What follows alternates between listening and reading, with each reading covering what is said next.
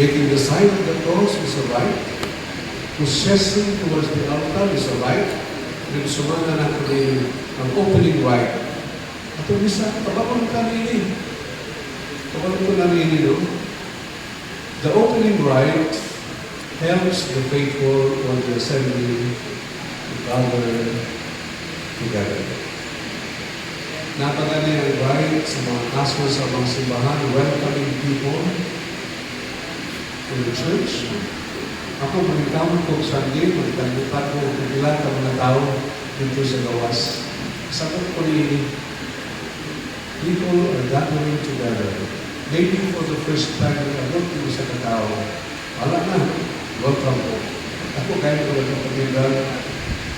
Kasaya ko sa US, after 1 year, mahinganda na ako ang matag-usa. May gamay naman malimba. Na yung mga 200 kinabisa. Mahinganda na ako ang matag-usimba. Kung ano, kumusta ka doon? How are you? Mahingulong na lang sila, mahinganda na ako sila. Dahil mag-isot ko, isot sa mga ministers lang, mag-isot ko pingalan. Sa nawang kailata, mag-isot siya. Pero ikaw ba kung sa mga simbahan, dahil nag-welcome din mo, hindi ba ka naman na sila? I don't know. Yes. The opening rite and all the other rites is an opening rite. Only ang nagkaliwan. To gather together, the assembly, political assembly, the congregation, to become recollected.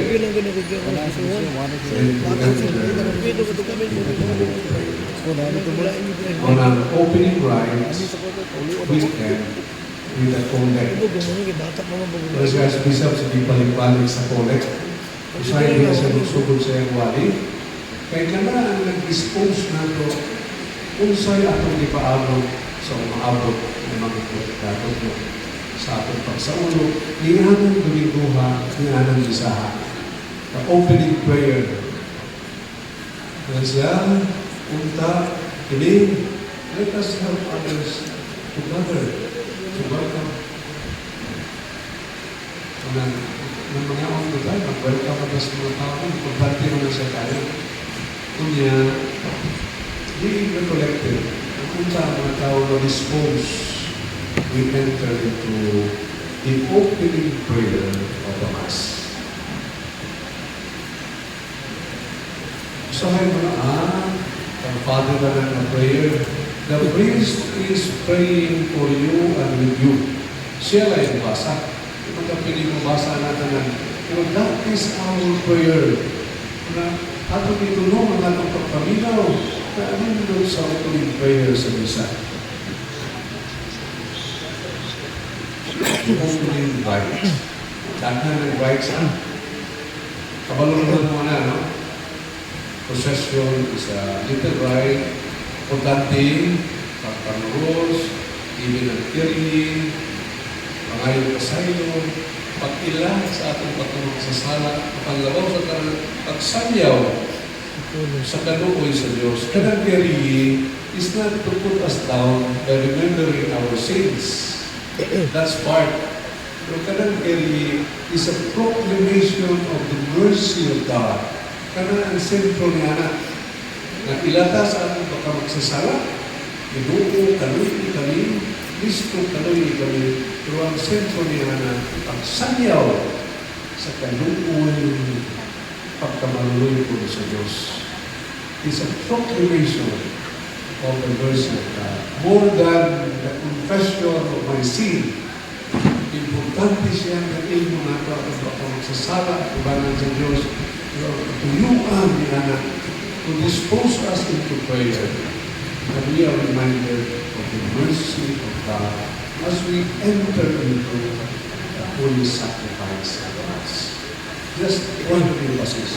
Kuna, dili ba human siya in 1 hour or 1 hour and a half.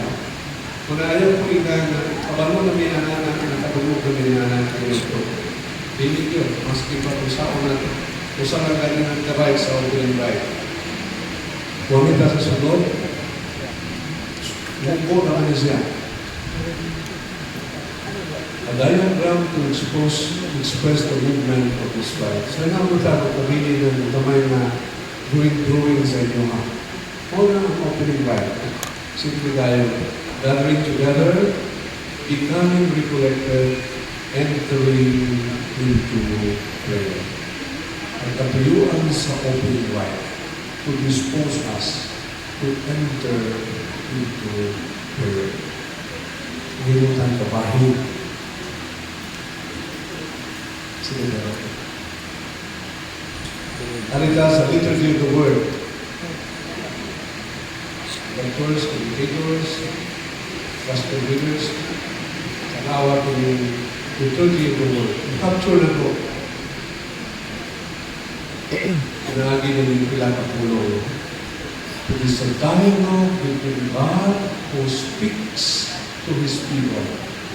And then people respond to God who speaks to us. So with that, makita na ito, usapta na ito para ito mga readings, no? Tulog ka readings sa Sunday, katulong Salmo. Sa inyo, pagpamalandang panalitan, no?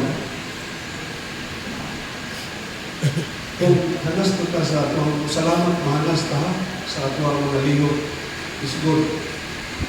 Kabantay mo na ang responsorial psalm is like an echo of the first reading. Kabantay mo. What is an echo sa first reading? Kanya, awit mo natin na siya. It's an echo of the first reading. Response to the first reading. Dito siya tanawin. Katulong nga naka-LDS, tanawin na siya. It's an echo.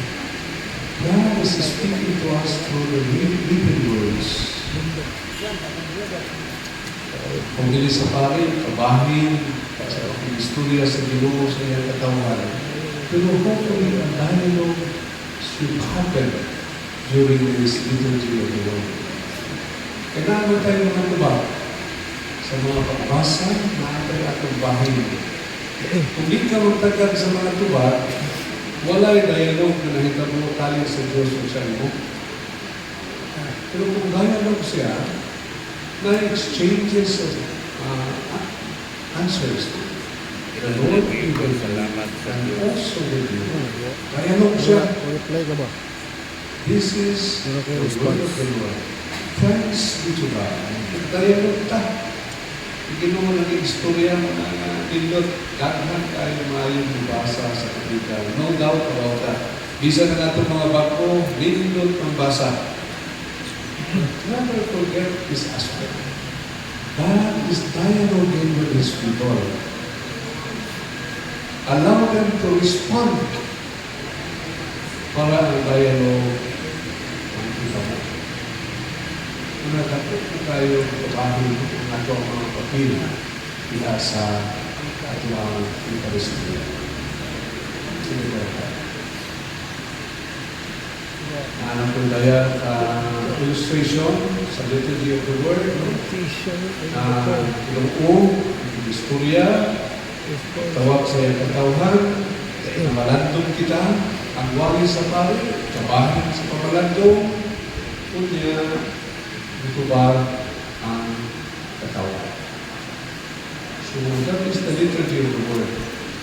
The first important part of the Mass. Duha pa important Mass kaya. Liturgy of the word, liturgy of the Eucharist. Usap o worship, duha ka lamisa.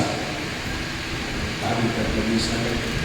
Mula man dapat kauno nato, i-digest nato ang pulong sa Diyos. Muna ang table of the word.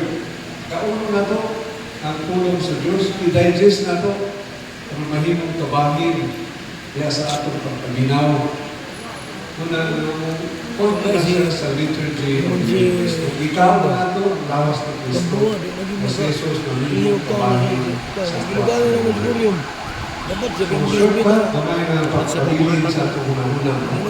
Tuyo na po ang illustration.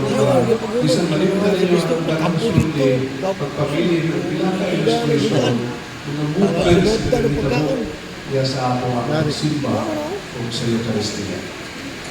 Prison on the cold. ang tingog sa Diyos, ang pagpamalandong sa panawagan sa Diyos, ang tubag sa katawhan na nakikatigod.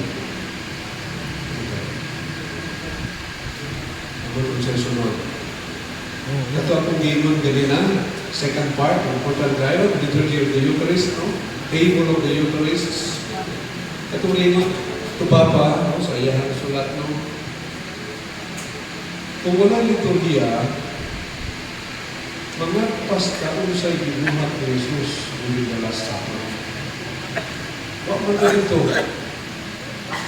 Kung tuha ka dito, niya wala na si Jesus, posibleng mutanaw ka sa mga nagtigong after Jesus left them and Jesus came back to His Father.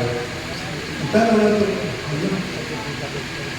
Sa ulog nila ang Eucharistia. Isulog nila kung siya ay buhat ni Jesus. Iwa ko natin kung siya ay buhat ni Jesus. Isulti sa wala ang ulog sa Bible, pero lahat ko na maobserbahan ako. Kung wala liturgiya, makakatay kalimutan sa mga ulog ni Jesus, kung siya ay mga gestures ng hino ni Jesus. Kung doon ay upat kabahin ang Eucharistia na utugma dito sa mga aksyon ni Jesus sa panahon sa katapusang panahon. At ang tanawon kinubat ng mga bahin. Kaya ang katabang ba sa ato ang appreciate sa ato misa? The bringing or preparing of gifts. We call it offertory. That's okay lang. Kaya sa iyo nagkatunan namin sa basic liturgy sa kanal, kung na ay music, upanan ang aksyon. Kung usahay, putlo ninyo, bisag ang pari, nag-andang pa sa misa, usahay, pinsinso pa siya. Offertory, at sa bayan, katulang pagdalang putol diha. Ang term niya is preparing the gifts. So, tanawin siya kung i-accompany ba ninyo ang action for that particular. So, kini bringing or preparing gifts or gifts, bread and wine ang pinasatuanan, kapalo naman na, no? Kini ang mga gesture ni Jesus, kaya saya kupot sa pahan, o pagkupot sa kalis sa kaliyahan. So, tungkol kina liturhiya, ang mga gestures ni Jesus panahon sa Last Supper. Mga dapat kita kahigayunan to imagine and visualize na sa katapusan panahon, Jesus took bread and took wine in His hands. In correspond niya na karoon ang atong paghalad sa bahay o pino. Sa Sunday, pronounce kayo na siya, kailangan kayo magdala. Daily Mass, kayo sa hindi kami kayo regular at mga service po, kayo mag-eskwila man, so tibutan na daan niya, pero dili man siya sa iyo, pero kung hindi kayo idea. Lidahan ang pare, ha? Ang idea siya, ayaw sa padapata ang mga halat na sa altar.